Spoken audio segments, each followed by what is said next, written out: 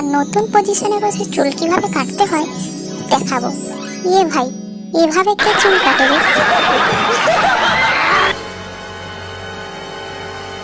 তবে যাই বলো, আমার কিন্তু এ মিস্ত্রিকে খুব পছন্দ হয়েছে। মিস্ত্রিকে খাওয়ানোর খরচা তো বেঁচে যাবে।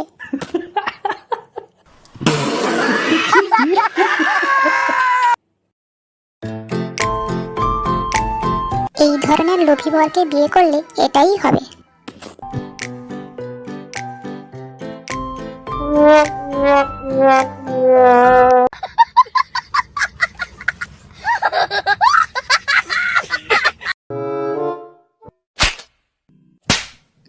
আমি ঠিক বুঝতে পারছিলাম না এটা হচ্ছেটা কি। পরে বুঝলাম ছেলেটিকে ওই লোকটি মারতে চাইছে।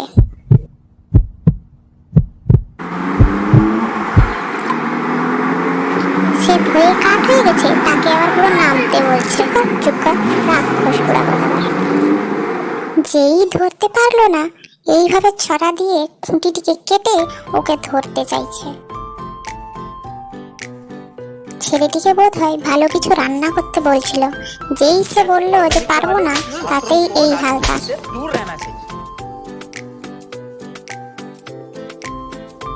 কিন্তু ছেলেটিও কম যায় না।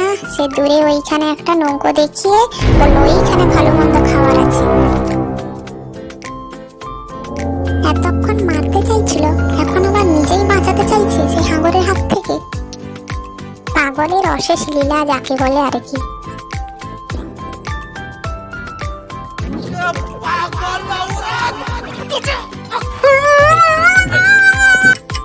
এই ধরনের দু একটা বন্ধু থাকলে সব কাজই নষ্ট হয়ে যায়।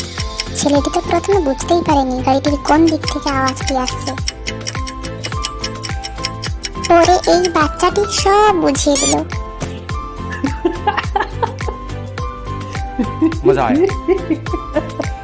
আমি নিশ্চিত এ মনে হয় বহুদিন ফল টল খায়নি। কেউ বোধহয় একে ফল গিফট করেছিল, তাই প্রথমে ভেবেছিল কিছুদিন রেখে রেখে খাবে, আর লাস্ট পর্যন্ত এটাই হলো।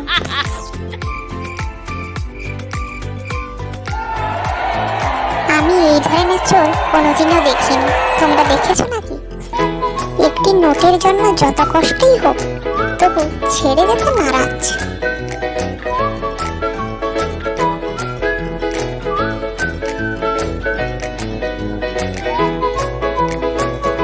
সকাল থেকে রাত হয়ে বোধহয় বন্যা এলো, এরা এভাবে শুয়ে বসেই থাকবে।